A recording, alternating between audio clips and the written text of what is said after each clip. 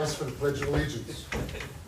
Pledge allegiance To the flag of the United States of America and to the republic for which it stands, one nation, under God, indivisible, with liberty and justice for all. Thank you.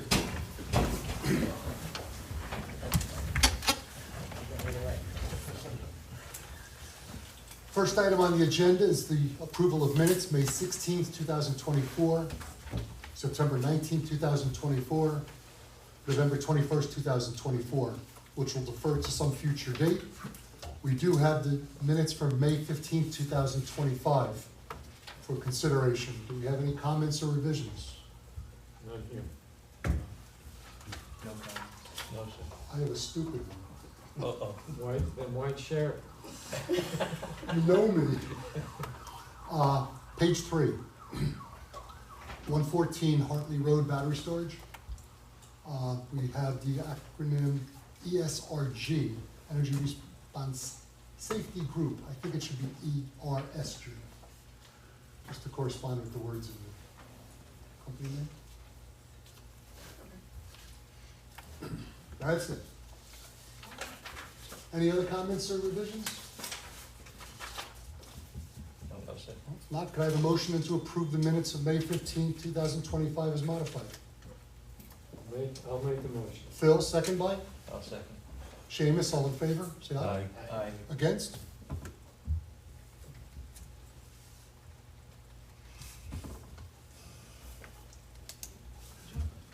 Next item on the agenda is the possible extension or abandonment of applications pursuant to town code.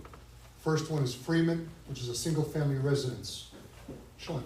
Yeah, Mr. Chairman, you approved this some time ago, approximately 2 years ago, and this was a single-family residential site plan approval. The property's been sold, and the applicant no longer wishes to proceed because they no longer own the property. So this is just an expiration. I just wanted it on your agenda so the board was aware, and so we'll go down in the minutes. Okay, thank you. The next one then would be David Dworeski. We have a letter from the engineer, Peachazak and Fow, dated May 19, 2025, addressed to the planning board regarding 1049 Pulaski Highway, Town of Goshen. Dear members of the board, let this letter serve as our request for a 6-month extension of approval for the above referenced project. We are attaching 7 copies of the site plan for planning board signature, as well as 1 copy of the Orange County Department of Public Works entrance plan for your information. Should you have any questions or require anything further, please do not hesitate to contact this office. Signed, Nicholas Rugnetta, Senior Engineer for Peachazak and Fow. Sean? So Mr. Rugnetta is here today, just so the board is aware. I think that letter is dated May 19th. Correct. I just received a copy of it today.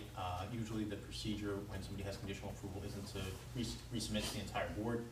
Usually they just submit to the consultants, and then I prepare a letter to the chairman once the plan, once all the conditions are satisfied.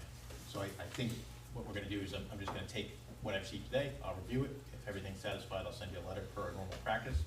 I don't know if you wanna hear from Mr. Rugnetta on anything, or see if he has any comments or questions. We received DPW approval today, Okay. so we can add to that, and then when you get a chance. Okay, yep, we'll review it. Thank you. Thank you. So they still need an extension because it does expire this evening, so, So a 6-month extension? December 18th. Well, it's because it was actually signed December 19th. oh, really? Yeah. Comments from the board? Concerns? Not, then could I have a motion to give the 6-month extension expiring December 18th, 2025, as requested for the 1049 Pulaski Highway? I'll make it. Neil, second by? I'll second. Marty, all in favor, say aye. Aye. Against? Okay. You got it. Next one on the agenda is Milmar Food Group, Upstate Estates Corporation.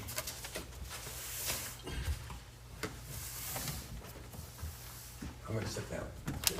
Gio, Yes, sir. make a U-turn. You're up. Okay.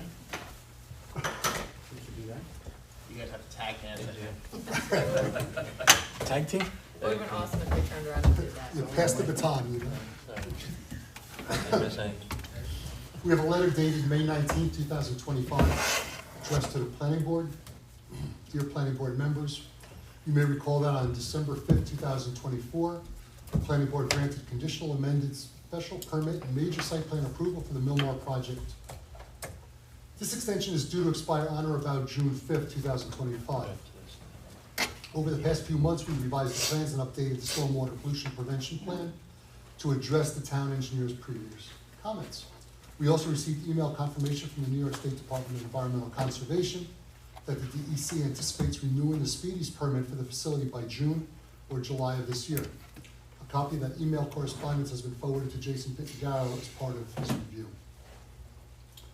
At this time, we are awaiting the review from Jason Pittigaro of the submitted plans and SWIP report, as this may go beyond the expiration date of June 5th, 2025. On behalf of the applicant, we respectfully request that the project be placed on the June 5th agenda for extension of the project's conditional amended special permit and site plan approval to extend an additional 180 days. If you have any questions, we'd like myself or the applicant to attend the meeting, or should you require any additional information, please do not hesitate to contact me. Thank you for your consideration. Dave Higgins, Lankin Tully Engineering. Sean. So I'm conflicted out on this. I think the letter's pretty self-explanatory. Jason Pintigaro is the conflict engineer. The only thing I would recommend is, since he doesn't have the benefit of being here tonight and Right. being reconnected to the application, I would suggest you authorize council just to contact him and let him know that what you decide. Okay. Comments from the board? Kelly? December 18th. It was actually signed on December 19th, so the extension's to December 18th. So I need a motion then to extend the conditional amended special permit and major site plan approval for Millmore Foods project to December 18th, 2025. Can I have that motion? Eric, second by. I'll second it. Phil, all in favor, say aye. Aye. Against?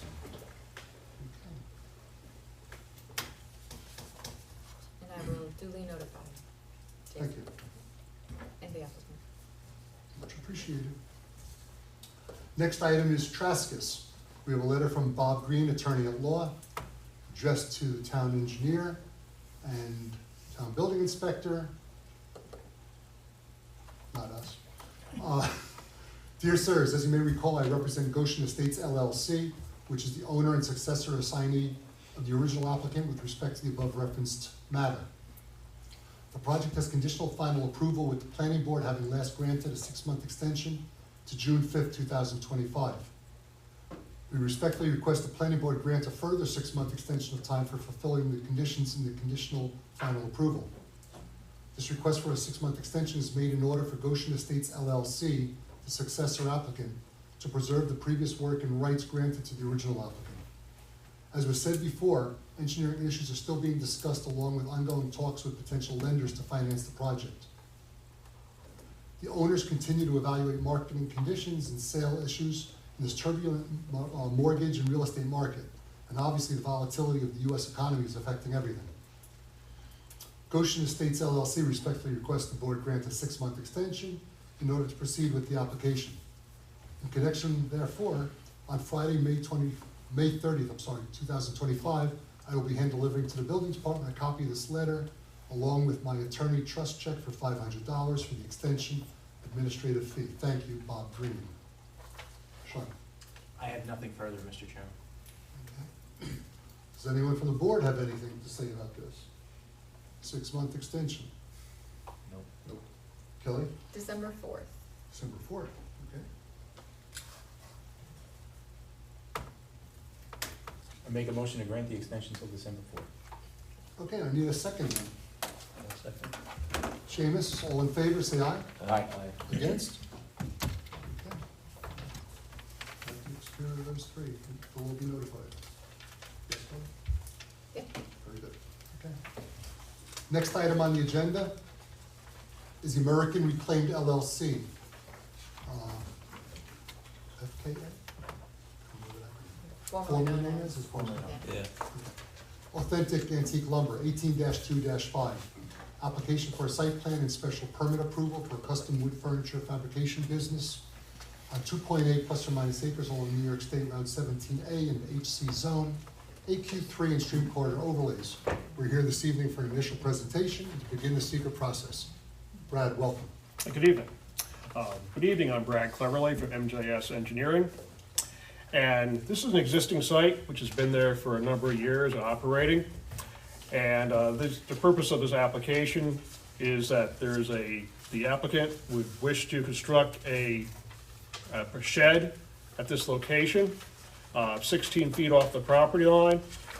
This would be to replace a shed which burned during the fire in September of 2024. So essentially replacing that facility. And besides that, the only changes to the site would be striping the parking lot and putting up a couple of signs. So the rest of the site is existing. Thank you.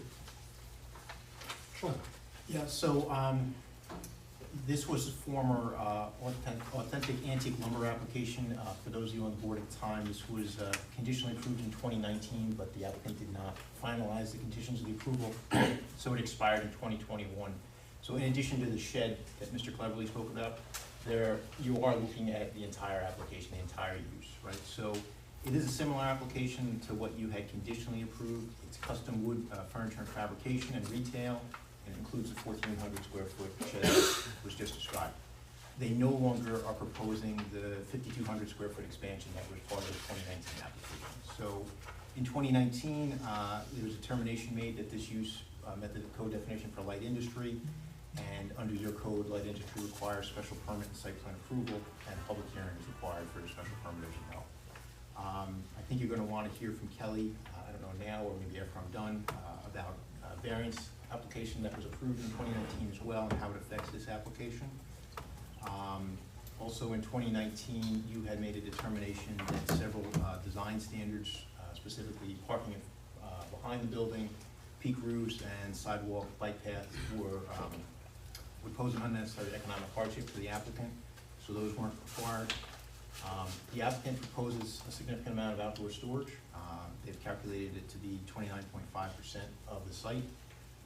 Your code permits outdoor storage in an orderly manner, except in the setbacks, not to exceed 10% of the lot area, and that it be screened from public roads and adjacent residential district boundaries. The code also authorizes you to waive the 10% limitation for uses which require outdoor storage. You had done that in 2019. At that time, you allowed 21% outdoor storage. They are looking for more than was conditionally approved. However, there are, again, some outdoor storage shown in the setbacks, so I'd recommend you discuss with Kelly whether you can waive that or whether the applicant can seek a variance. Just some other reminder items for the board. The driveway is off the applicant's property. They did provide an access easement in 2019, so I think that matter was resolved back then. Because of this use and because of... And the easement stands with the property, not with the owner, correct? That's correct. Okay. They've indicated they've already had a fire, so obviously fire access is important. I think there's gonna be a lot of movement around, especially with outdoor storage, so I think it's important that you seek the fire department's comments as soon as possible in the application. This is in the Florida Fire District, so that referral will go to them, as well as Building Inspector Leva. In 2019, you had a couple of conditions. You had one for the outdoor storage, they provide a landscaping plan relative to the visibility of the storage. You had a requirement that they perform well testing, and you had a requirement that they evaluate the septic system. I don't think any of that was done, and if it had been done, I hadn't received it, or the town hadn't received it. And then lastly, signs. I don't think the signs were included with this application. They should be, unless they were previously approved by the building department. I think you're gonna wanna see where they're storing any refuse or dumpsters. And there are some trailers on the site plan that were not originally approved, or not in the original. Do we know which ones were approved? There's a fair number of trailers. I think you at the time had requested that they remove the 2 trailers, and now those 2 are still there, and I think there's some additionals. That summarizes my report, unless the board has any questions. And then you had mentioned also as far as the chain link fence along the front, it's like chain link with like barbed wire or something above it. There's some sort of wire above it, Yes, is that intended to be replaced the intent is to leave it there. with the barbed wire and everything? Yes. I'm sorry, can I speak? I'm sorry, I'm the owner. How you doing? I'm Sal, nice to meet you. I wanted to go through with the project in 2019, but on the job site, my father died of a heart attack, and so I stopped. I didn't go further with it. We didn't know anything about the fence, but there's no barbed wire on it. There's some sort of something on the, They're like flaggers, but there's nothing attached to them. Okay. So, but it's like a law, it's the whole property. I didn't know about this till a couple days ago, that they wanted to remove that, did you? Yeah, it was in the letter. Okay, it was in the letter. Yeah, so, anyway, nice to meet you. likewise. So, Is the fence in the original approval, the change? The fence was originally studied as part of the original approval, yeah, but there's requirements that if it be replaced, to be replaced with different type of fence, dark, non-galvanized fence. They don't tend to replace it, but, I did. Or bring if it's it up. galvanized, it's gotta be dark. Yes, yeah, it had to be dark, yeah. So in terms of the variances that Sean was discussing, I had previously notified the applicant who I was stopped by my office today, but I was unable to speak with him. I was going into a meeting. And I had advised him that due to the location of this proposed shed, which is, he had previously obtained a variance to allow a shed to be located 6 feet from the property line. The shed was more of a square, less of a rectangle, I'll say. This shed is proposed to be 16 feet off the property line, still doesn't comply with the setback, but it's pulled further away, but it's much longer. So I said that he would need a variance. Frank reviewed that decision, so this is what I was gonna tell the applicant today, but again, I couldn't, because I was going into a meeting. That Frank has made the determination that a variance for the shed is not required. Not required, okay. So he doesn't have to go for that. I'm not sure where the outdoor storage is that Sean was talking about, if that was part of the prior approval that's in the setbacks. No, I don't think it was. Can you, Brad, show the board where the storage and the setback is proposed? Certainly. The outdoor storage, which consists of, is essential to the operation of this facility, they keep, very similar to our lumber yard. They keep their lumber out there, and it's a shaded area here. So it's in the front yard, here, it's in the side yard, here. This area is in front of the building, it's within the setback. There's some over here on this, the north side in the setback. And then there's also areas throughout the site in the back, which are really pretty far from the road. So it's essentially all the shaded areas. Yes, all the shaded area. Yes, so I'm just trying to pull up the last one, because the outdoor storage is obviously permitted, as Sean read you the code provision, but it's not permitted within the setbacks. So I'm just trying to pull up the old plan, because it wasn't approved as part of the old plan, and it's not something that this board could waive. So what would either have to happen is the outdoor storage would have to be pulled in, or the applicant would need variances for that. But in terms of the shed, that does not need a variance. The building inspector has made that determination. It's something that I would put into any resolution that you do. I put it in the findings section like I normally do. But the outdoor storage in the setbacks is an issue. Are there any other variances that are required besides the outdoor storage? None that I have seen. Mr. Chairman, on that note, the EAF did indicate that the applicant completed that they needed a variance from the ZBA. Was that what you were thinking, that variance was needed? Well, that was the It was indication because I early had on. emailed Brad and I told him he needed a variance from the shed. Oh, so you weren't considering a variance for the? No, the intent was for the shed variance, which Oh, is okay. based on my earlier discussion with Kelly. Yeah. So, What about the existing shed and trailers that are located in the yeah, setback? the intent is that those are, pre-existing conditions, we like them to remain. That trailer that's hanging on the left-hand side of the property, the northerly side of the property, wasn't that one of the trailers that was supposed to be removed, that long one? Yes. It is gonna be removed, correct? Yes. We've already emptied it, and I have a couple pods I rented to put everything in there. And as soon as I have the space and I can put my stuff somewhere, I'm gonna tear it out. We're gonna have to demolish it, and I got a permit to demolish it. And then what's in the pods is gonna go where? I'm gonna put it in the new shed. Okay, So has Frank made a determination on those pre-existing sheds? Not officially, but Kelly, correct me if I'm wrong, if I have to, I would expect a submission then from the applicant. Do we need that? A submission from the applicant, but I would expect that Frank would also take a look at what was done on your last application because it was so recent, that he would take that into consideration for this application as well. To make a consistent finding with what was done at the last one, consistent with this one. The shed that's in the setback, on the right-hand side, yeah, there's also something behind that. What is that? Is that another?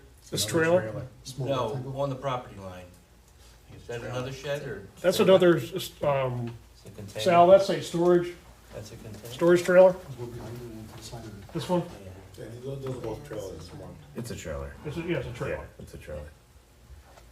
I can move it.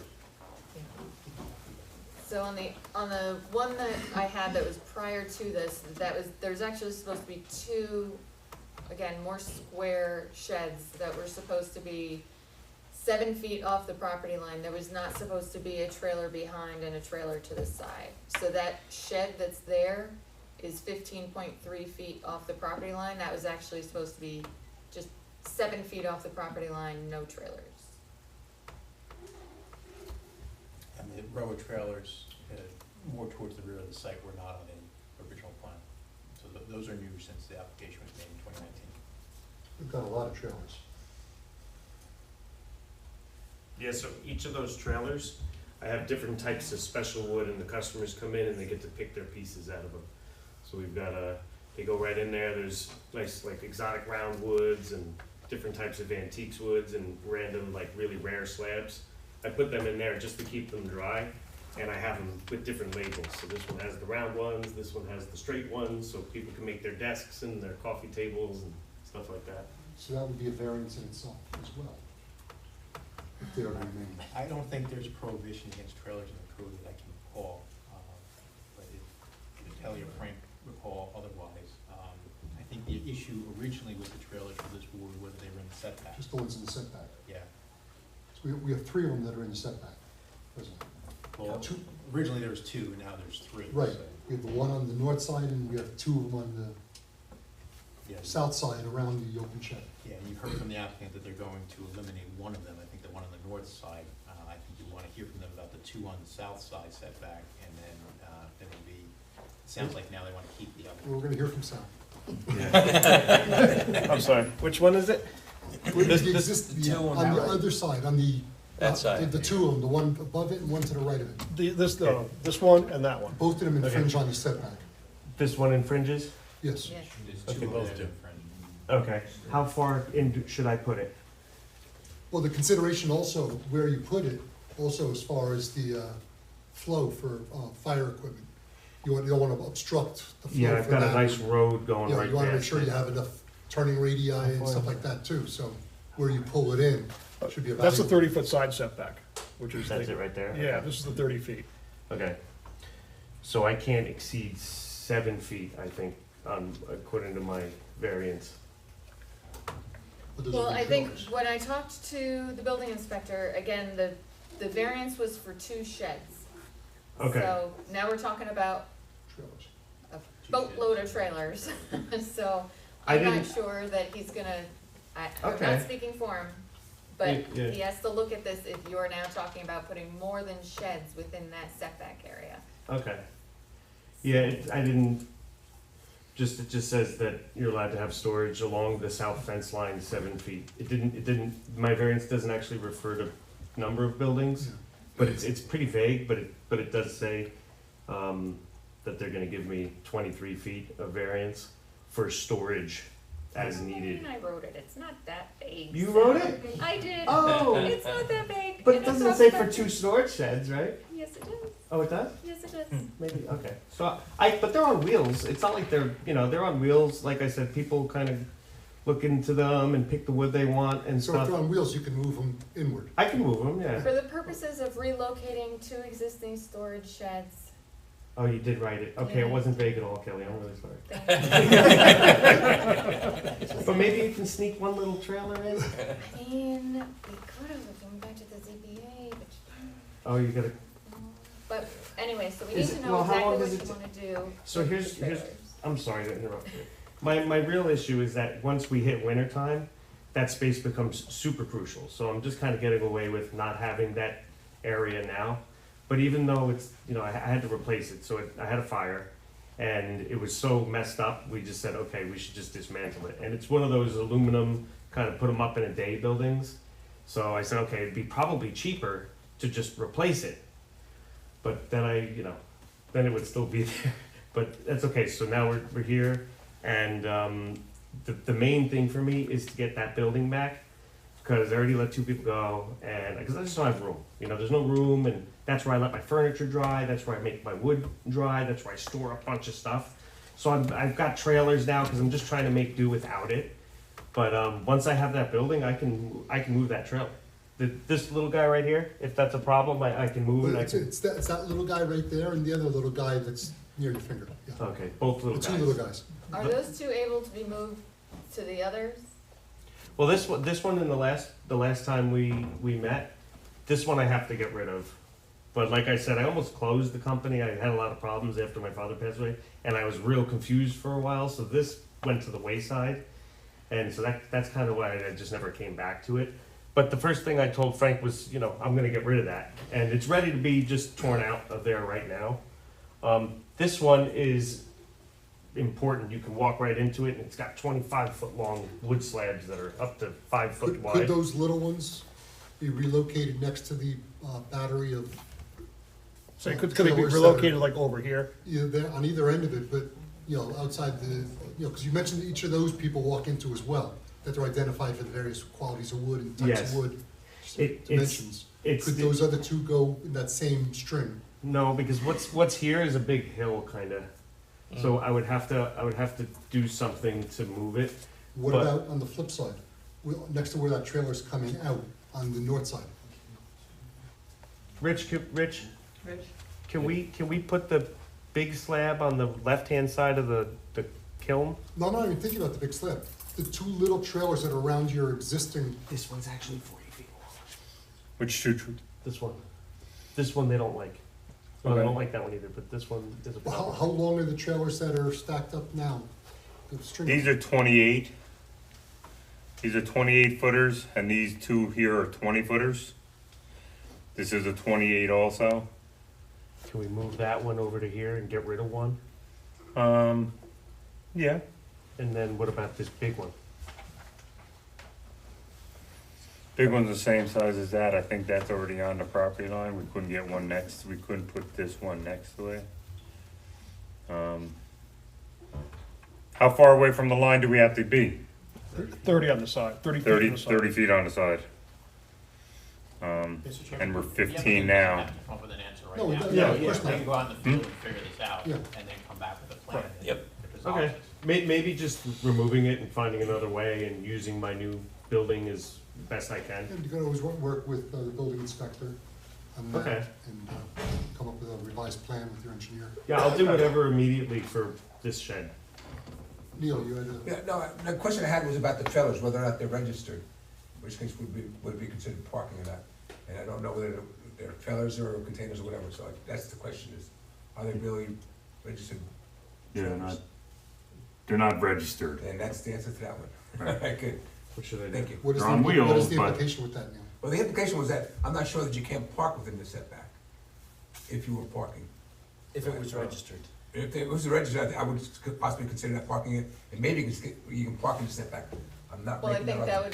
that first would actually have a couple of implications. First, it Yes. would have to go to the building inspector for determination.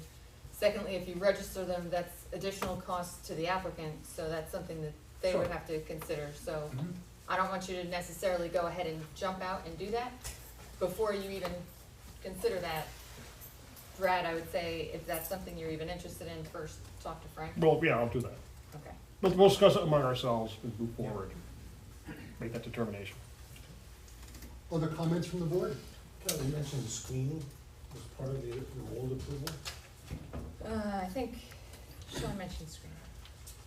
Yeah, so, at the time, in connection with the outdoor storage, the board said that the applicant needed to submit a landscaping plan and come back to the board and get that landscaping plan approved. That was in connection with screening of the outdoor storage. I didn't see anything in, the file that says that had occurred.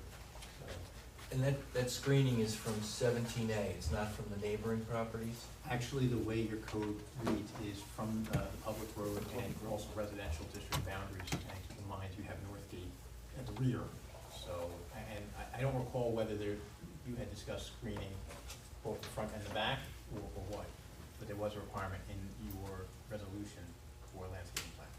Northgate looks down over the top of, Yes, that's correct. It'd be like almost impossible to. you'd have to have the screening at the top of the hill Yeah, in order to physically block it. But the front has none right now. What is our, because, I mean, all of us drive by all the time, and it kind of looks great. Like, for like a car dealership or something like that, which benefits from having the access, I feel like this property also is looking to use its yard. I display, Yeah. I display Yeah, my it's wood great. on, I display my wood. Panels. Yeah, Yeah. so Yeah. is that, Are you guys have been? is that mitigating? Well, your code does say that the screening requirement may be waived where it would prevent the necessary display of merchandise for public viewing, provided that the planning board finds that such display will be orderly and attractive. I remember from back then, that was a big discussion that the board did have, making sure it's orderly and attractive, and it's not, I don't actually know if this is how deliveries are made, but if they come in and drop a load of trees, you know, that's not orderly and attractive, but if they wanna showcase, like you said, Yeah. That wood is stacked and separated Yeah. in a neatly order, it's not. then that's something. And the that's board the should product consider. for like your I, for one- antique wood? That's your mantles and ceiling beams Oh, okay. and stuff like that, and then on the, up for display are like slabs for tables and stuff. How is the product delivered? Tell us very briefly the process. So you come in and you say you wanna buy a table, maybe I'm something, talking about the person purchasing, the product itself that is offered for sale. Is that delivered by truck? we bring it in vans and sometimes a truck. It doesn't go near where you can see the fence, it goes into here. But, yeah, so the truck comes right in here and then unloads it over here. And then it's into the. It's sorted, we clean it, we take the nails out, we sand it, and then we either put it in a kiln to dry it, or we'll put it in, you know, one of here or in here to store it, so that it just doesn't rot. So at any time, is it disorderly? I'll keep it orderly. How do you do that? Well, I can do what I'm doing, which is just we go right into the back where you can't see anything back there. This is the building where you see with, and then we do our work behind it. For one, I've driven past this place thousands, countless times, and I think it's orderly, attractive, and I've never had any issue with anything being unsightly. For the It's got record, its tables, tops on display. Yeah. for the record, so am I. So you're doing a great job keeping it Yep. orderly, Oh, thanks. as far as I'm concerned. If I could I just speak to appreciate that point, just That kitchen briefly. table's very happy. Thank you. Sal obviously keeps an orderly site, I've driven past it too multiple times. However, you know, Sal could win the lottery tomorrow and sell the business to somebody that might not keep it orderly. So Correct. my suggestion would be that the applicant provide pictures for the building department's file, so if there ever needs to be enforcement action in the future, code enforcement official has something that they can refer back to. And there'll be conditions of approval. That one's kind of tough, orderly and attractive, because it's subjective. Beauty's Refer in to the eye of the pictures. beholder. Yeah. If you have photos, you could, You can kind That of make would some help, sort of yeah. comparison as to before and after, yeah. But if the board is saying that how it is right now is orderly and attractive, then what Sean's saying is that, Benchmark against it. yeah. could we make, So like I said, if somebody comes in and drops a load of trees and they roll all over the place, could we make a condition that Sal never sell the business in perpetuity? Yeah, we can do that. I think he's now thinking, wait, I won the lottery? That was. No, I still wouldn't. Okay, so I think that addresses a lot of things. The next big thing is seekers. So this is a little bit different than what you usually have. As you know, you've gone through this process and they had built the building and everything. So there is no new disturbance on this. So there's actually no involved agencies. So you can assume lead agency status and you can type this as unlisted. Could I have said motion? I'll make the motion. I'll second. Okay, by Marty, second by Seamus. All in favor, say aye. Aye. Against? Okay. Okay, it does require the referrals, so we'll take care of that. It also does require a public hearing. And since we do require the GML referral, when are you looking for the public hearing? So the board and the applicant should probably discuss this, right? So you could probably schedule it for your June 19th meeting for public hearing. I think there's enough time for the notices. However, if you're trying to minimize the number of meetings, you won't have a GML referral back at that time. You could schedule a public hearing out to the 3rd, but today's the 6th, so it's no guarantee either. So I don't know if you want to have a public hearing, and then at that point, perhaps at your next meeting, and at that point, make a determination as to when you want to relist it for possible resolution. And also playing in there somewhat is July 3rd is a meeting day, and it's also the day before the 4th of July holiday, so I don't know if the board intends to meet that night. And if you want revised plans showing what's happening with the trailer. So there's a lot to consider. Well, I can make the trailers just go away, and I can go deal with it later. I'll remove them, and we can focus on this, and then I'll go back and I'll redo it, and, yeah.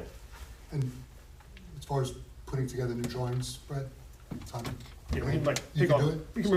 we can remove trailers relatively quickly. It's doable, good. Yes. So if they would just be removing them, then we would just have that as a condition and not say, we don't need revised plan.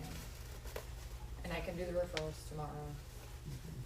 So we could set a public hearing for We set it for the the 19th. 19th And of at June. that point, see if you have a GML referral back, and if not, then Then we have to postpone before taking action. Yep, second meeting in July. Yep. Could I have a motion to set a public hearing for June 19th? Okay, by Eric, second by? I'll second. Seamus, all in favor, say aye. Aye. Against? So Brad, I don't think you need to make any new submissions. Okay, good. And so I'll be getting you a part 2 for consideration.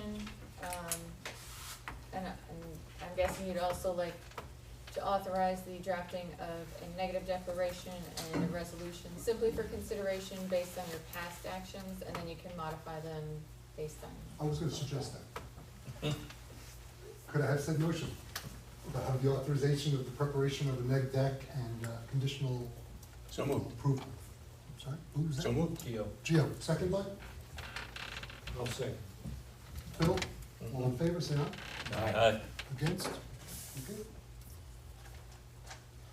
So that is the And best. that's all we can do for you this Thank you, evening. thank you, Okay. thank you. Thank you very much. Thank you, everybody. Take care. Take care. Have a good night. Sorry.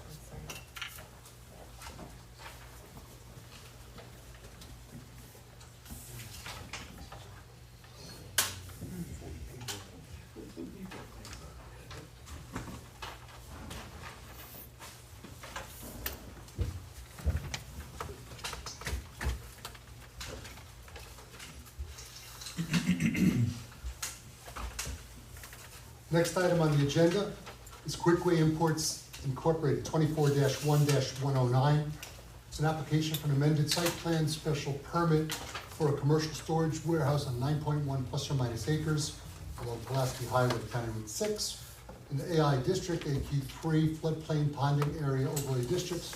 We're here this evening for an initial presentation to begin the secret process. Welcome. Good evening, everyone. Good evening.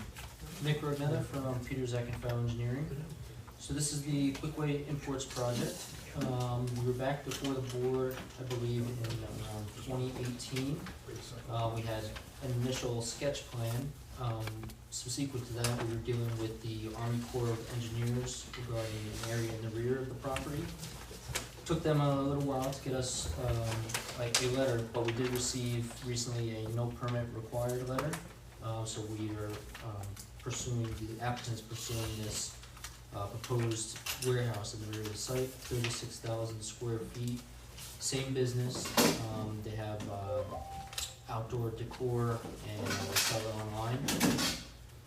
Small office area, and as far as water and sewer is concerned for this rear building, there's an existing well pit in the rear of the site that feeds the whole site.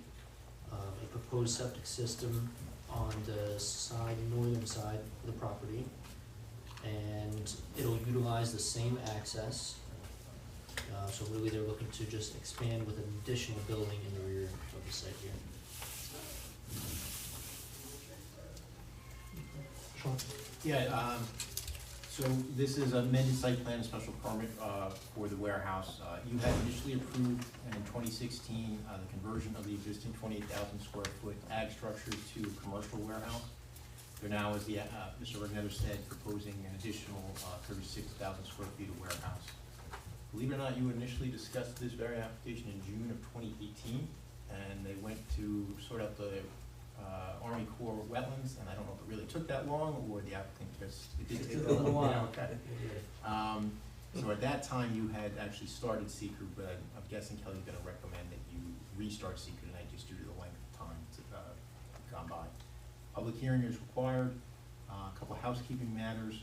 In 2016, you would require the applicant abandon the existing northerly driveways.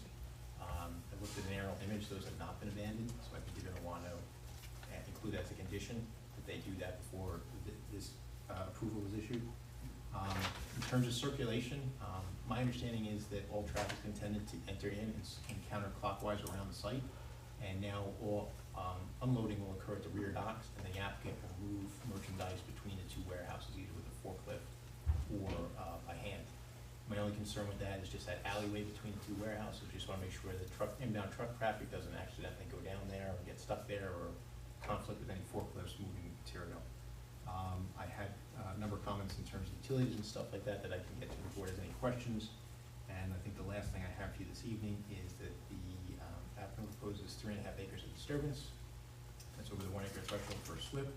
So I would say the next submission from the applicant should include a grading plan as well as a SWIP.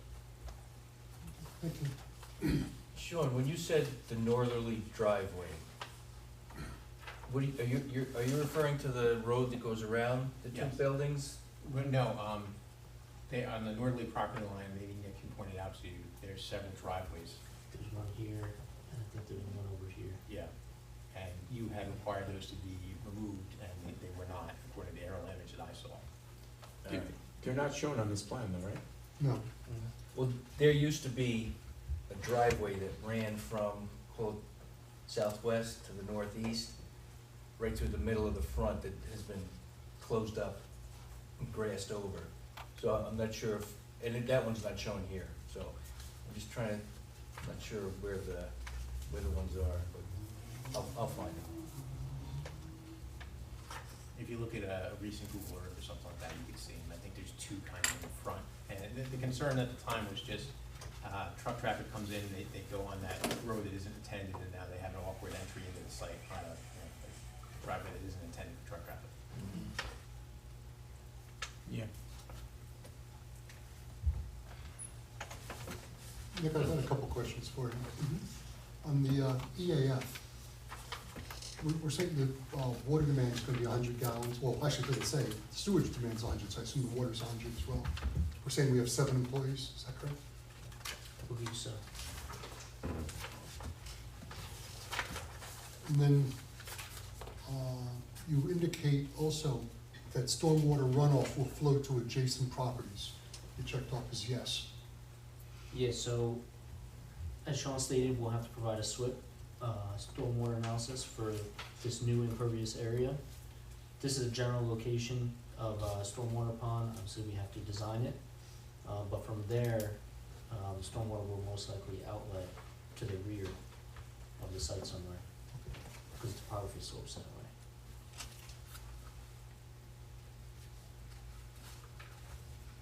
The hours of construction, that was something Sean pointed out in his letter.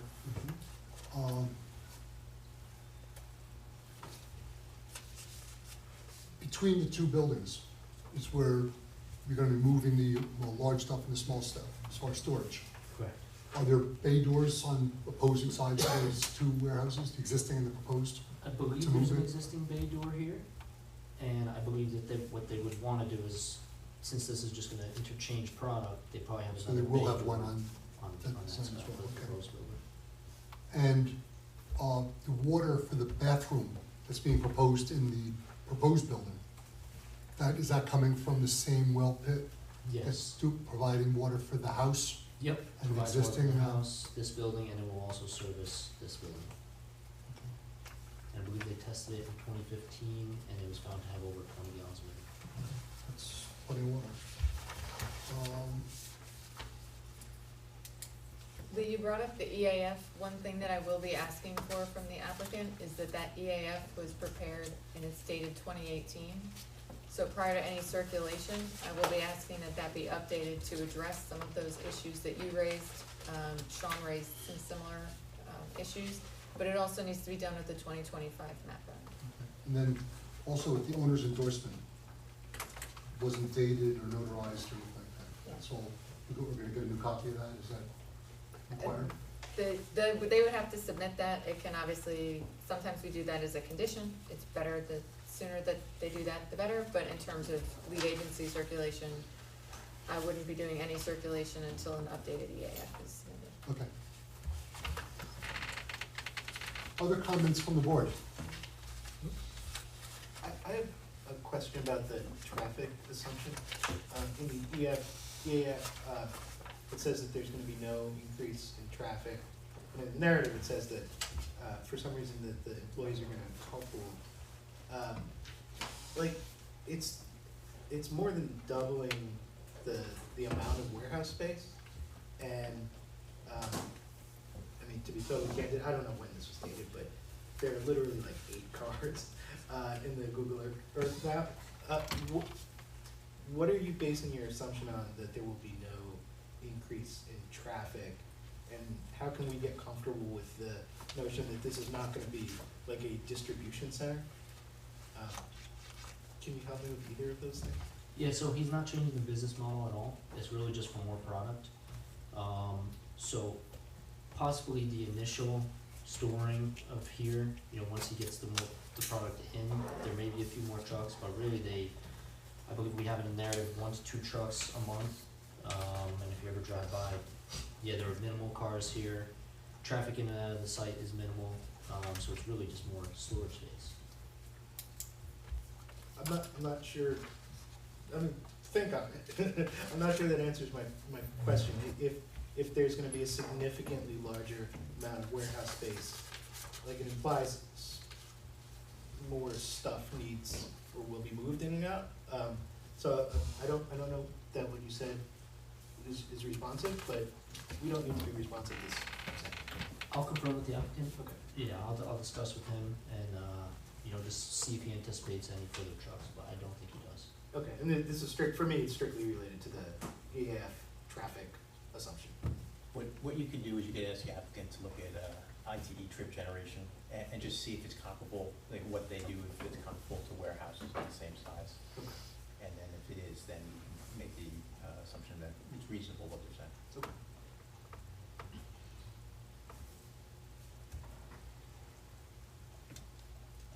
Other comments, concerns? What's the plan for that 2-family house back there? Is that occupied now? Yeah, existing, just gonna stay the way it is. Is that oil tank on the surface or is it buried? I think it's above ground. I think it's above ground, I have to confirm that. Looks like you can see it on the Google Earth image. Oh, yeah? Yeah. Oh, yeah.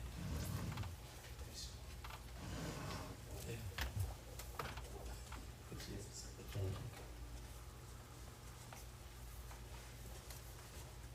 There's an existing dumpster all the way in the back. Where's the garbage going to go for the 2 buildings? So I think that was one of Sean's comments. At the moment, I don't believe we have it labeled here.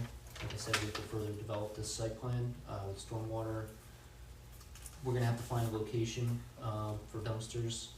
I'm not sure where it will go at the moment. I might go back here by the loading docks. Just to keep it out of,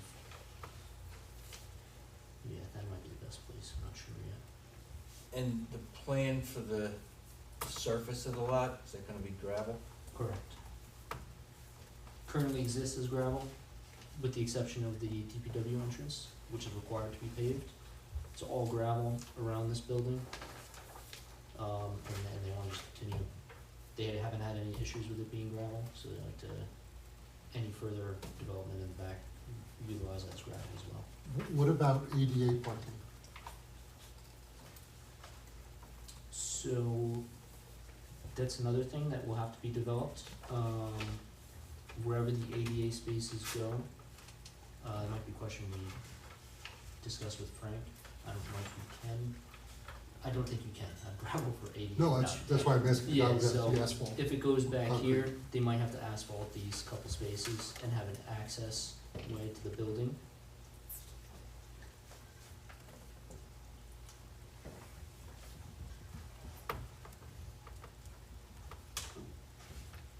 And as far as lighting, that was something you had in your, as far as site lighting as Yeah. well as what's on the building, so for winter driving particularly, and it's dark at 5 o'clock and you're still operational. Yep, we'll propose lighting as well.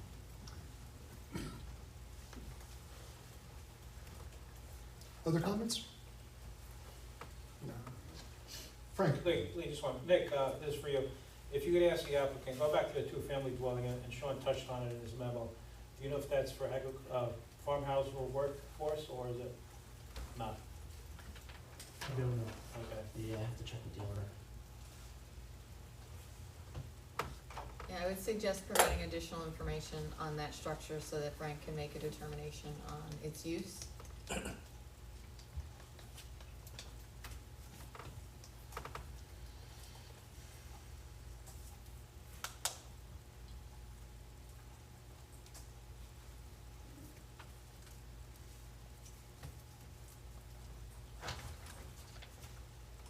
Other comments?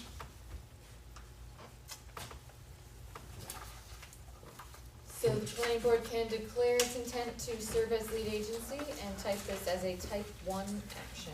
But I will not send out the notices until I get the updated FEAF from the applicant. So once you have that, if you can email it to both Grace and I, that would be Did great. you say it was dated 2018? Yeah.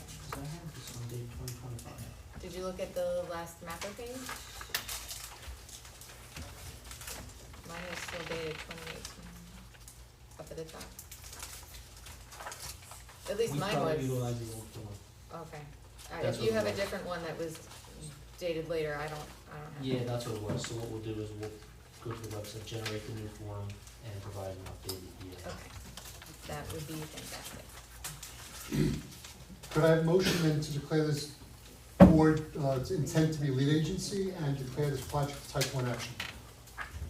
I'll make the motion. Marty, second by? I'll second it.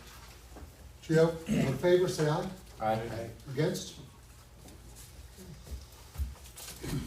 Thank you. We're all good. Thank you. Thank you. Have a good night. Have a good night.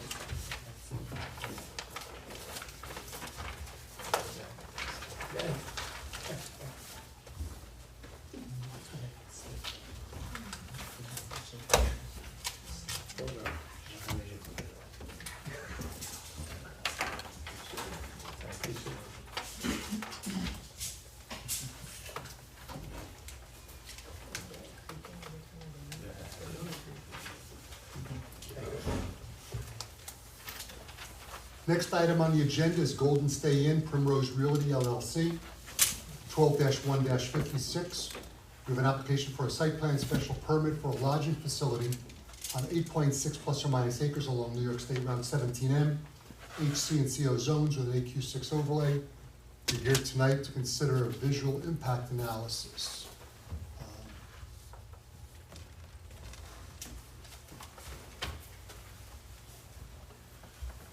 Welcome. Good evening, everybody. For the record, Michael Morganti, project engineer for this application. Since we were here last in March, the board had asked the applicant to consider a visual impact analysis. And as part of the discussion, we were to put together some preliminary studies that show existing topography, existing vegetation, and potential viewpoints that would be advantageous for the board to take a look at that might provide the worst case scenarios as it relate to any visual studies that we would provide to the board. So this documentation that we provided to the board does that. The first four slides that you see here have a 1 mile radius, and they're a mix of predicted topography only view sheds. So this is a view shed only predicted topography as it relates to what can be seen and not seen. Anything that's in this peach color here would be not visible due to topography. Then we have a combination of this with vegetation included, so the board can get an idea of topography plus vegetation. The next slide here shows something similar. It's predicted topography, but it's also got structural and vegetative view shed incorporated into it. So now you're looking at not just the actual topography, but what would happen as well with regard to vegetation and structural, I guess, impacts from existing buildings. And again, that's overlaid on top of an actual ortho imagery sheet, so you can see how that looks with respect to existing structures and vegetation. And it's a similar iterative process on these other 4 sheets here, but what we've done now is taken a look at a 2-mile radius. So this outer circular pattern here that's got a dashed dot to it is the 2-mile radius. And what we've also done is shown some sensitive receptors here so that you can see we have State Bite and Route 17M along the 17M corridor here, and we've also got the Heritage Trail. And we have a school district down here in the bottom corner. It's school district number 9, the old stone schoolhouse. And again, what we've done is we've shown all these combined on this ortho imagery map. And what we've done is shown potential locations that we think the board would be interested in, and us actually conducting the actual view shed analysis in. The first one would be essentially right along the frontage of the particular property. The second one is further to the west down on 17M, looking towards the property here. The third would be further east on 17M, looking towards the property in this direction. The fourth one would be from 6.5 Station Road, because in that particular location, you can kind of get the Heritage Trail and State's Route 17M. So that's our opinion. We'd like to get feedback from the board if they're in agreement with that, and then we can proceed with the additional work that's required. My question for you, the vegetation that you're showing, is that a mixture of evergreens and deciduous? Yes, I mean, whatever's Whatever's there. most of it's probably deciduous. So between late fall and early spring, some of the vegetation would not be obstructing the view of the hotel from various receptors. That is correct. This is what my opinion is on this. So essentially, location number 1, you're right in front of the property.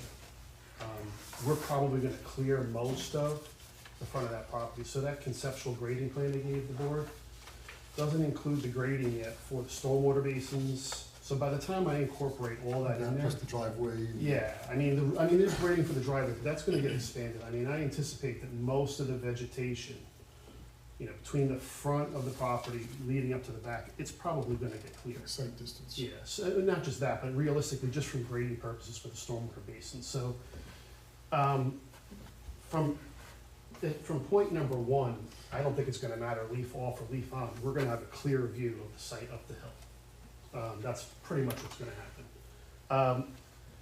You know, number 4, which is 6.5 Station Road, that's a tricky one. I think what you're gonna do is, and I have some other stuff because that I can hand out to the board that you can look at that may help you digest some of this tonight. I brought some extra packets with me. 6.5 Mile Station Road, you're gonna see the very top of the building.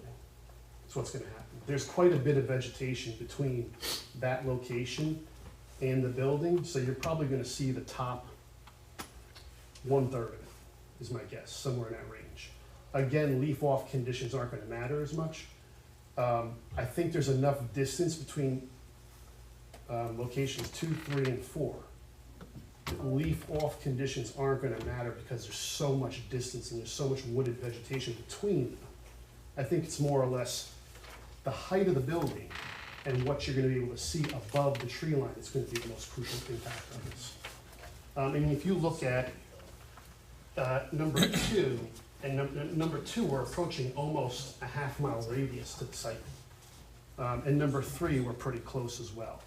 So I can also, if this could help the board, I'll be honest, my biggest concern is that residential development just to the south.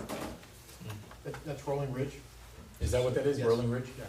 So if you take a look at this development to the south, take a look at any one of the maps you want.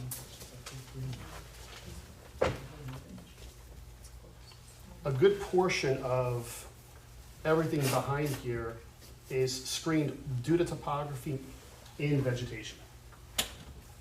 So anything to the south of us. Well, I mean, you keep saying vegetation, but vegetation for 6 months out of the year doesn't exist there. Those trees are mainly, like you said, they're mainly Point deciduous taken, trees. but that's a very, very dense forested area, and we can show the ortho imagery to prove that. Who has control over that area? Whoever owns that, if Right. it's not the applicant, could clear cut that next 6 months from now. Just so the board's aware, I think that area, a portion of that area is currently before you for the 2 RDM warehouses on 17M.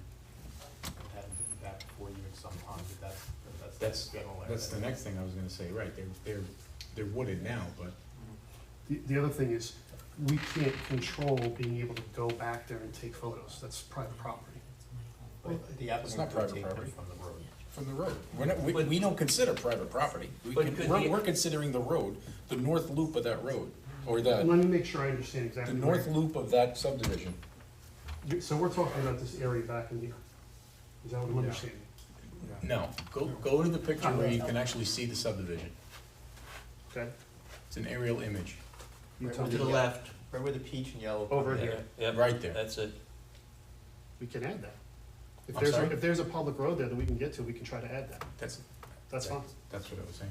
that's fine. And- Take no exception, that's what we're here for. Would it be possible to have them overlay the site plan for RDM? They don't have What's access easier to for them is probably Well, the it's on- boundary line of that it's on property. submitted, They probably don't have the site plan and a version that they could add it to their report, but they probably could add the lot lines pretty easily. Tax parcels? Yeah. Yeah, the tax parcels. And I don't wanna leave out Ruth as well. Yep. Which is sort of due west. I don't know. I'm sorry, go ahead. Ruth Court, I think it's Ruth Court, right? Ruth Court and then near the intersection with Gates Schoolhouse Road. Yeah, it's Ruth Court. Repeat those again? Ruth Court is a street that's in the yellow zone. Okay. Where is that roughly, just from my understanding? Due west, due west and just inside the circle. So, due west and just inside the circle, so in this area here? Schoolhouse I mean, I can't see it. Do you, Mike, do you Yeah, have can your you see it, can you see it from where you are, Neil? No, I can't, no. Mike, do you have your photo, Mike, your photo location plan? Why don't you take a look at that, probably easier. And, on that, go due south from your observation point number 2. Yep. Yeah, that's what I was. Oh, yeah, you see that little development? That's a cul-de-sac. Yeah, So Ruth Court, and what was the other one? Rolling Ridge, and you might be multiple stops on Rolling Ridge.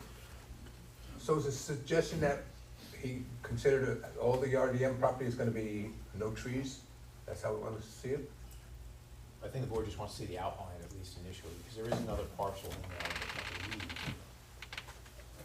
But if we're taking into account any kind of vegetation, the assumption may be that RDM is gonna be no vegetation between here and there. Well, I think that if we do that, then they arguably could say that for any parcel, and I don't think that that's right either.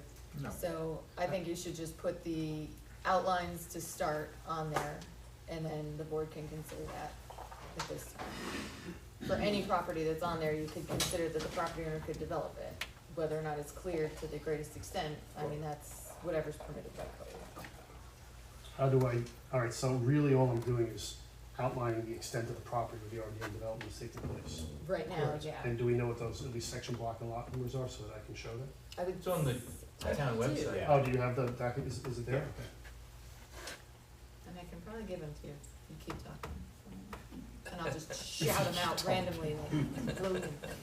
That's okay, if it's on the town website, I can find it. Oh, really? I was just about to 12.1, 15.1, 12-1, 15.1.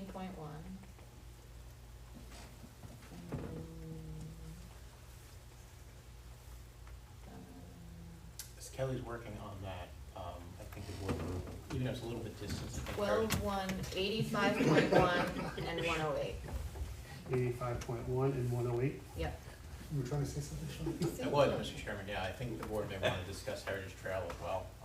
Usually, even if something is likely not going to be viewed from Heritage Trail, I usually ask applicants to just Should be, confirm that. should be evaluated. with several. Well, that was the idea behind the spot from 6.5 mile station road. I mean, I don't know if the board wants more, we'll add more, but that was the point of that particular. They typically do ask for several along Heritage Trail, if nothing more than just a confirmation that it can't be viewed. Confirmation. It's a strong word. And I like it. Confirmation.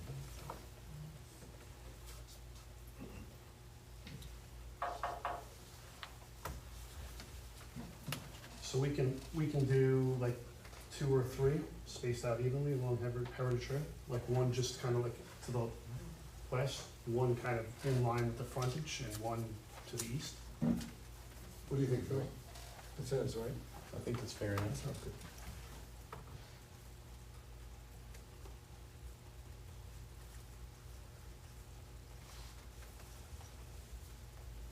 Okay.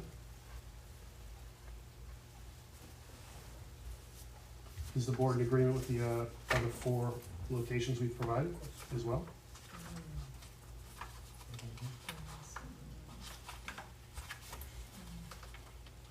So we're gonna add the subdivision to the southwest. Does anybody know what that subdivision's called? Rolling Ridge, Say it again? Rolling Ridge. That one is Rolling Ridge, okay. Then what's Ruth Court? Root Court is a different subdivision.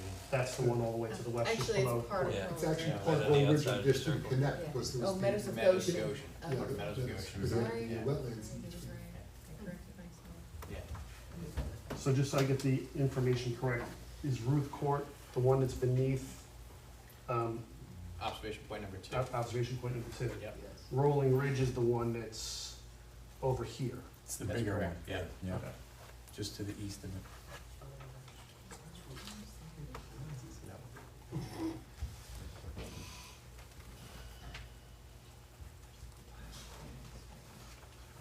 Mr. Chairman, if the board doesn't have any other proposed vantage points, I think you may want to discuss with the applicant when they anticipate doing this. It's unusual for you to authorize applicants to do this during summer because of refund conditions. So I don't know, Mr. Rodante, if you were gonna wait until, let's say, November, December to do this and then come back, or? Well, so we discussed the matter with our other consultant, Tectonic. We took a look at Google Images along 17M. They are recent. They're around 2025 and 2023. The images are very clear. The images are very concise. They actually provide a worse condition case because the cameras are on top of the truck as opposed to somebody taking a photo from ground level. It provides a better advantageous point for the photo to be taken, for the view that you can be seen from the road. We feel that those particular images would be adequate for this particular situation. I even brought some copies that the board could take a look at. We even provided some renderings, if you can share a few amongst yourselves. Those were done when? These were 2023 and 2024. No, seasonal.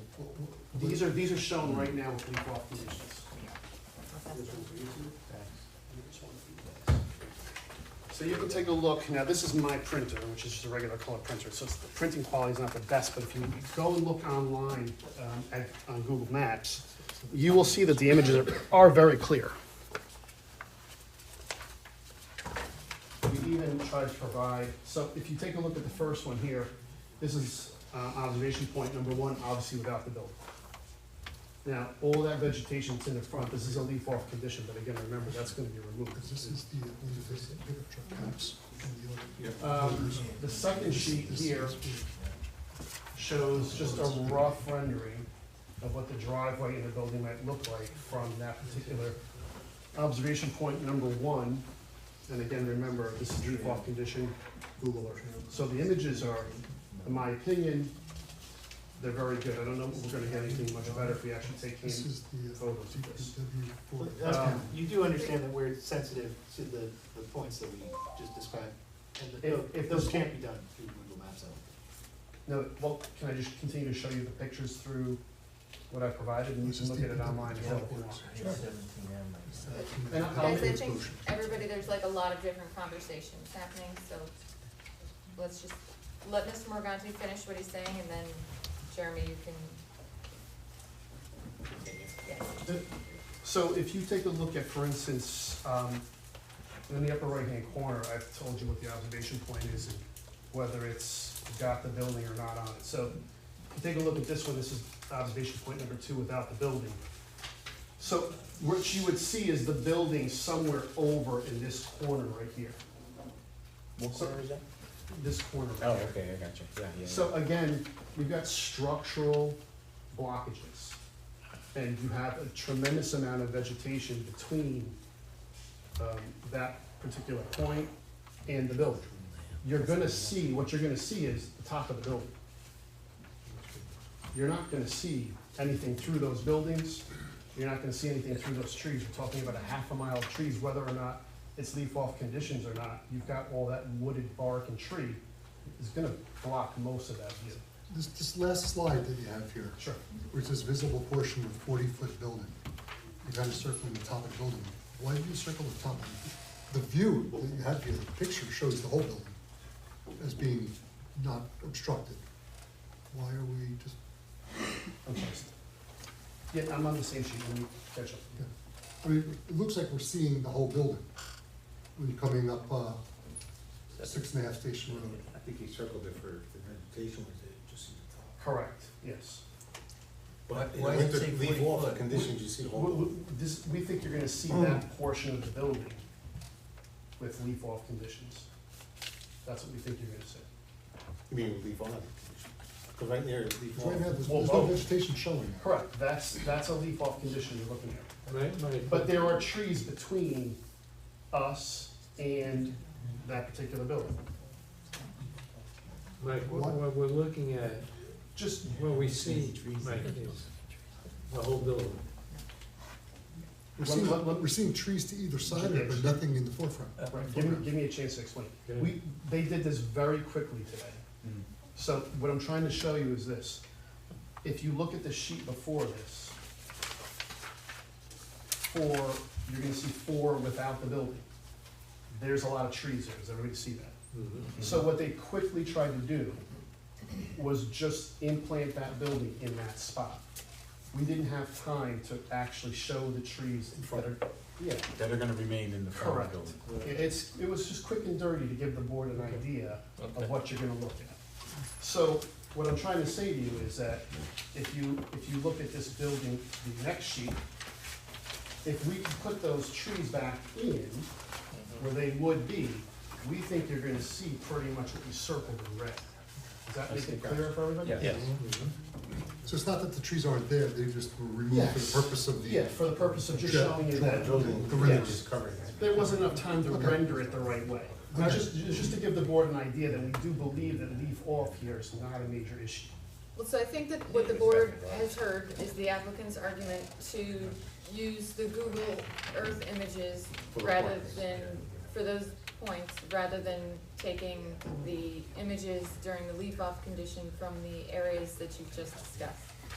The Google Earth doesn't provide the opportunity for certain images from some of those locations that you just discussed. For example, the Little Yellow Man doesn't go to Rolling Ridge Drive, doesn't go to Ruth Court. So those are places that, you know, because it's residential, and I know that the Little Yellow Man does go on some residential roads, but it doesn't go here. So, I don't know what he's called, so it's a Little Yellow Man. I think they call it Street View. Street view. Or Little Yellow Man. So, Little Yellow Man doesn't go there. So, but I also think that you really need to take this into consideration if you want to do it this way. You've never done this before in the past, and I think it could set a precedent for other applications in the future, should you choose to do this. So it's something to consider. Certainly, this has just been dropped on you tonight. You don't have to make a decision this evening. You've given the applicant direction on if they were to go out and do a visual analysis during a leaf-off condition, where you would like to see it. the applicant's been before you for several years, so they've had chances during those leaf-off times to perform those. So, The visual analysis is only requested back in March. You had time to work expeditiously and get it into the board, and that did not happen. And I'm not saying it's your fault, I'm just saying I that don't that's the dispute fact. that, but nowadays things, coordinating things just doesn't happen quickly. I don't see how we could accept some of them, but not the ones that we requested from Ruth and Rolling Ridge. That would be like a partial. I think the residential is really important. People look out the back door. More important than anything else. If we can't get Google images from those subdivisions, then we have to wait. I don't dispute that. well, it's up to this, sorry, that makes sense. It's up to this board, and I think the applicant's looking for some direction. If you wanna talk about it, if you wanna think about it, whatever the board's pleasure. I wouldn't like to set a precedent. We should be consistent with how we've handled other projects. I'm more worried about the residential because we need to see what they see. So I would say wait for that.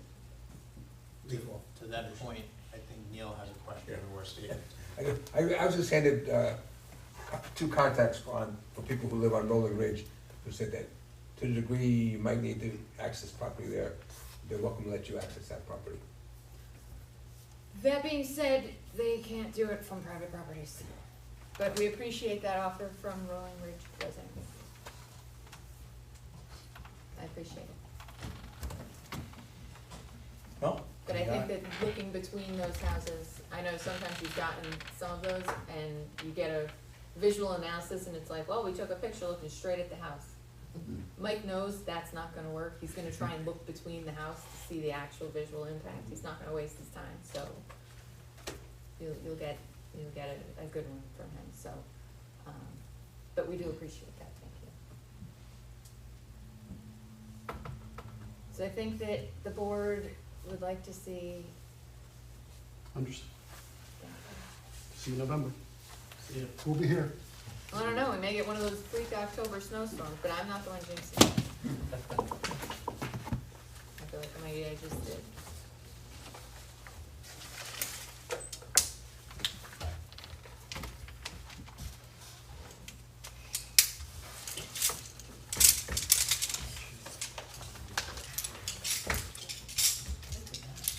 Although if there's any other studies that you guys have left to work on, we're happy to review those in the interim.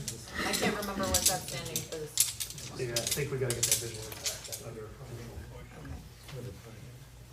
Alright. Thank you. All right, thanks for your time. Good night. At the joint acceptance.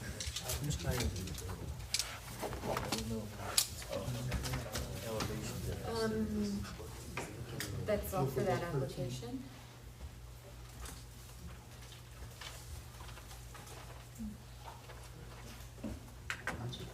That's it. Oh, and next up is the introductory local law on short-term rentals.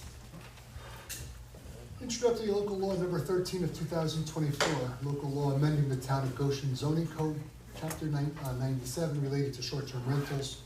And we're here tonight to discuss a report that was prepared by the planning board, on behalf of the planning board. So, Mr. Chairman, just to give the board a little bit of background, so, this local law was before you, I believe at the end of the last year. You had a number of comments over before the town board. Town boards have changed position on short-term rentals, and they are looking to ban it, I think, outright. And that's what you had before. That's why the wording was tweaked. That's why, yeah. And now because it's a major change, it needs to be recirculated and referred, which is what they're doing right now.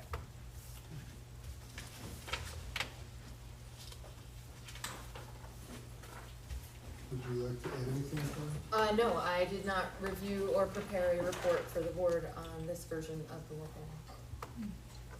Can I ask a lawyer question? You can, but I did not review or prepare a report for the board on this local law. Are you looking at it right now? Lawyer I am. Under H one, I'm sorry, which page is that? Oh, H one, okay. H, so, like, the presence of the following shall create a presumption, does that mean all, the presence of all three or any of the three? I realize you've not created a report. The fact that the end says and/or after 1 and 2 means any, Okay, I- so, generally, but so number. that's why you would put and, But by or having, you would put or. by having, Which one? Yeah, put one or What do the you have other. on page So- sort of there? So number 3 could qualify, I'm sorry, so number That could be three- an issue, like a yes. That seems, It's a It's good, a it's a good presumption. one, It Jerry. is a very Seems not good well point, made. It's not. that, if you happen to Should be have one a or the late other. night visitor, that could be an issue. It would create a problem. I would in think the that would term. almost have to be like on a repeated basis. If I had guests, relatives staying in my house, parking in my driveway. But I it don't is know, helpful. maybe a way to get rid of in-laws. Yeah, exactly. I think it should stand.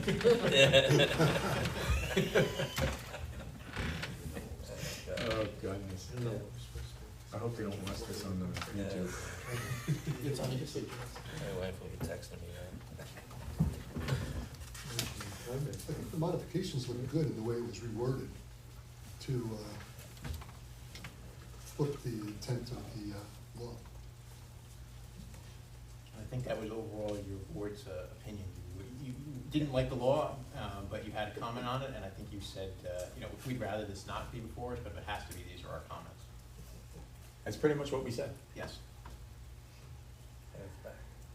And it's back. Oh, they But it's a lot better. You want me to start? Maybe. You want me to start?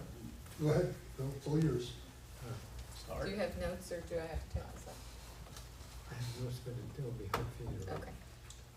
And I can clean that up if you want. To begin with, I think that in section 1, what they're basically saying, they wanna protect and preserve the health, welfare, and safety of the public.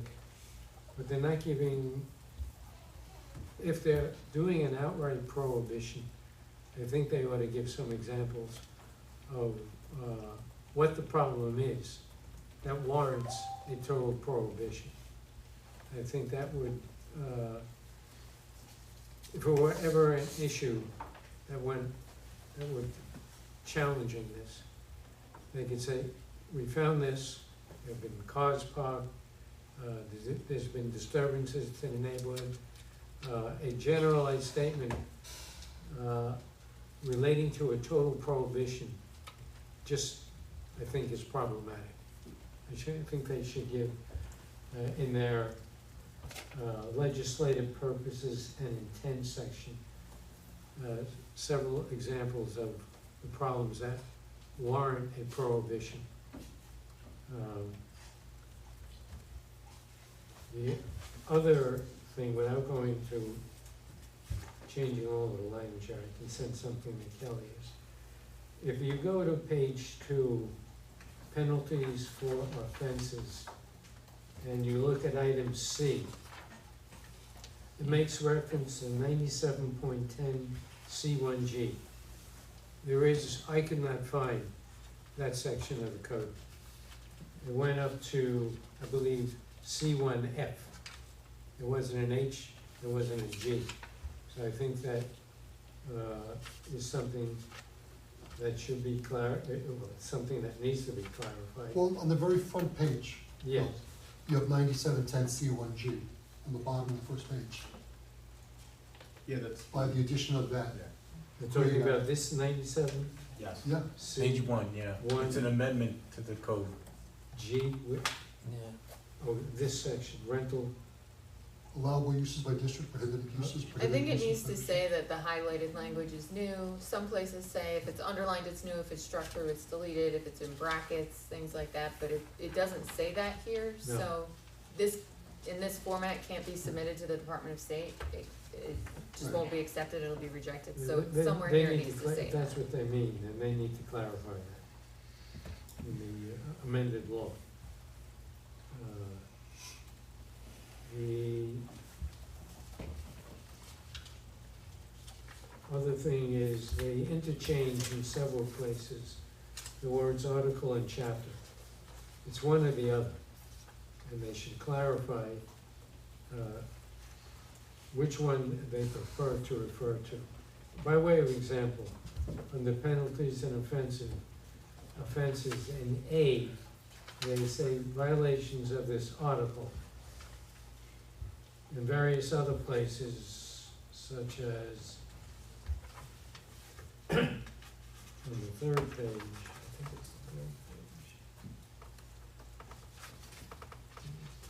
page. Yeah, third page in H, they refer to chapter. They also, and they refer to it both capitalized and uncapitalized. They need to clean it up. So this is clear. Also in H on page 3, it says the second violation is punishable by a fine not exceeding $1,500. The continuation of any offense against the provisions of this chapter shall constitute for each day the offense is continued, a separate and distinct offense thereunder.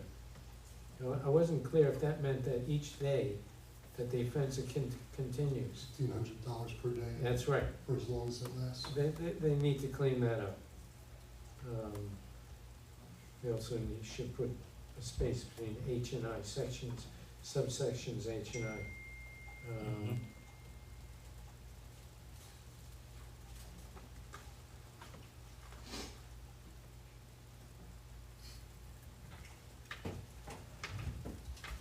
So when they say in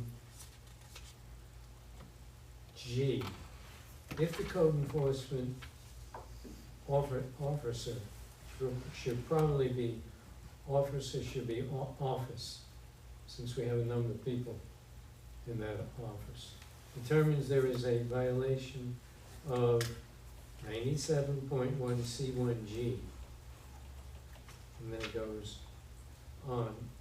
So I assume what they're referring to there is, it's not clear, but I'm assuming they're referring to presumptions of dwelling unit as a short-term property.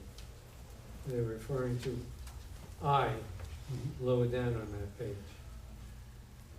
I would also suggest that in I, rather than and or, they make up their mind and they say it's either and or it's or, but not both, because it becomes it's gonna become a point of contention. Is it and or is it or?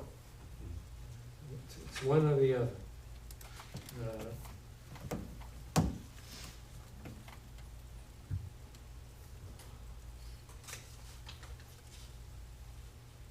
Now, in penalties and offenses B1, I'm not, when I read through this, it was not clear to me.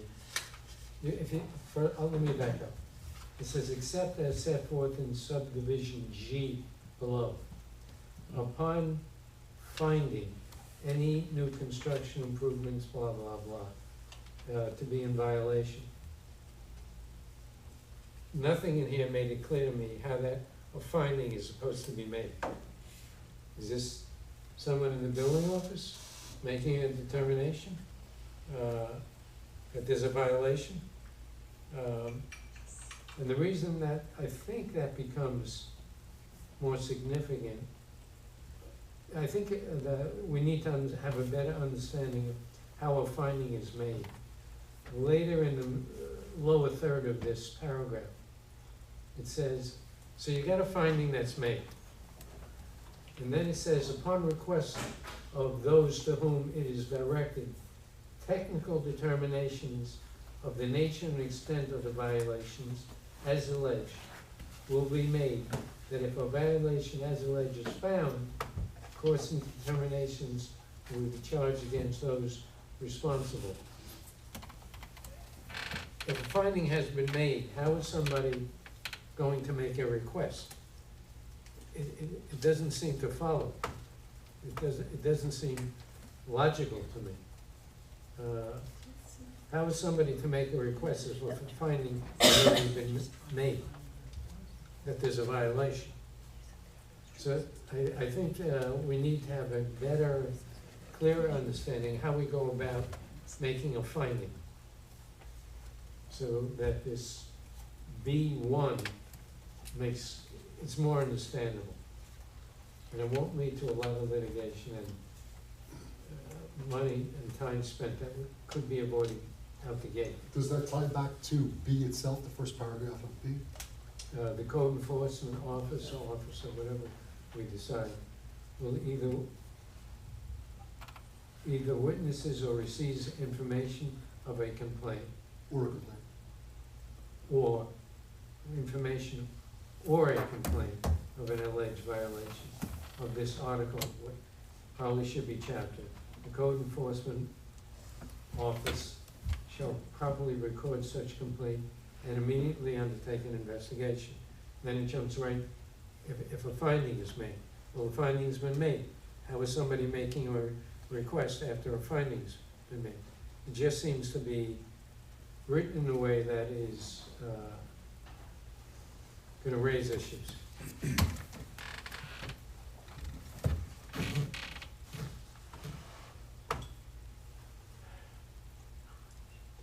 Those are my, let me just, I was just gonna say those were my major issues, but, item 3 on page 4, this is the and/or business. These are presumptive short-term rentals.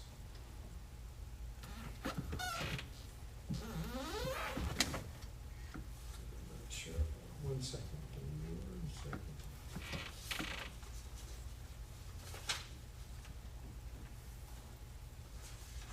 All right, we're talking about cars being in a driveway. Now, what happens in a scenario, just by way of example, if someone's on extended vacation, they're away for 3 weeks, or they're away for more than 31 days, and there's a car parked in the driveway, that is presumptively gonna be considered short-term rental. And it's not your car? It's not your car. Okay. What if it's a house sitter? The dog sitter. Or a dog sitter, exactly. But it Plant could- sitter, whatever. It could be your car though. The way that this is written, it just says parking of motor vehicles. It Right. doesn't- Yeah, doesn't- so, they need to carve out some exceptions for someone who's away. Someone's living in the house, it's not for compensation. Well, it's not for what when they say compensation, I suppose it could be compensation, taking care of my plants, my dog, love and affection, all of that's business. But that's not what they Getting mean. loopy. What's that? I said it must be getting late, someone's getting loopy. Okay, I'm gonna write to you in my comments. There are a lot Love and of affection. concerns that I have about the lack of clarity. And I think, I'll send you a note. All that love and affection. Right, exactly. That's all I'm saying right tonight. Did anybody have anything on top of that? What I can do is I can try and clarify some of that and put it into a report. Try and do like a red line version to just make it a little bit cleaner, not change the substance, obviously, but try and make it cleaner to try and address some of that. I saw a lot of nodding heads when Phil was talking. And you guys can modify that at your next meeting, if that would be okay. Well, you're gonna have comments on that too, because I'm just trying to address some of that. Sure. Like I said, I didn't do a report on it, I didn't do anything like that for you, so it's gonna be just taking what you want and putting it into. Or a red line, grayed out version? Alright. I'm not Just- looking at that, Neil. I've already gotten love and affection. No, what I was gonna say is, in spite of some concern about the verbiage, I think we're all in agreement that this has the proper intent. Sure. I concur. What's the problem? No, I don't think there is a problem. I think what I wanna get to the town board is, in spite of possible verbiage concerns, we actually agree that this is the way the law should be, as opposed to what we had before. What's the problem that warrants a prohibition? Yeah, I don't know that we all agree with that. Okay, and I think that's where we need to be. We need to have that discussion. Do we? Well, I think if we're gonna send something back to the town board, we should have some idea what the board thinks. I think what I said is that they should give examples of what the problem is, specifically, not generalized, protect the general welfare, safety, and whatever of the community. If they're prohibiting what a homeowner does with their property, they ought to be giving examples that warrant prohibition on a certain use. I was at the town board meeting, I could tell you some of the concerns that were brought up, that's not. They should put it in, all I'm saying, if there are, put it in. Mhm. Okay. Yeah, was there legal things discussed at that meeting? If it was actually legal to do what they're trying to do? The answer is definite maybe. Okay, No, I mean, there seems to be some discussion as to whether or not there are other places that have done this and banned it outright, and that has not been contested in court possibly. Okay, I think that what you look at, if you look at the definition of short-term rental in here, it still allows what we otherwise might call transient occupancies. We still allow hotels, motels, and bed and breakfasts. We still allow that. We're not, I think, so this law is not banning transient occupancies, it's banning this other thing we now call short-term residences. I think that's what they've done, or attempted to do. I think it kind of matches up with what the village has done. But the village has not, the rumor is that the village is allowing short-term rentals. We had a person come in. But they are, or they're not? No, what the village, somebody representing the village came to a town board meeting and said what they're allowing is essentially what we allow, the bed and breakfast, but the owner, it has to be owner occupied and the owner has to be there. I just wanna I just wanna caution against a person representing the village. I don't know that they were representing the village, they were there on behalf because maybe they were a resident of the village? It was more than that. It's Sal, who's on the JRC. Okay, so I just wanna be clear that this wasn't like the village attorney or the No, village it was mayor not. or a village official. That- That was there representing the village. And I just wanna, again, not talk about what other municipalities are doing. I think the question was whether or not, what is the town board doing? Is it legal? I'm not gonna weigh in on that, that's an issue for the town board. Right. This board is faced with the law that's before you right now, and any report that this planning board has on that law. Whether we agree or disagree with this law is not for us to decide. We're not the town board, right?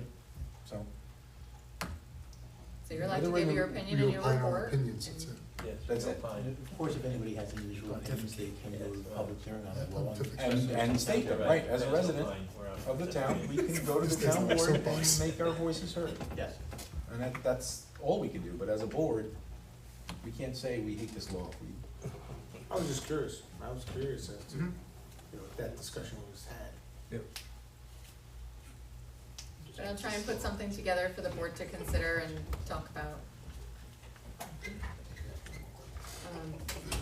No, I don't know that I would have a motion for that one, cause it's gonna be a draft, so before you adopt it, I would ask you then for a motion. Okay. This is gonna be a little rough, so, Oh, you're preparing us? What? You're preparing us for? I'm preparing you for it to be rough. There's a Rough. thing you can't do. Rough dirty.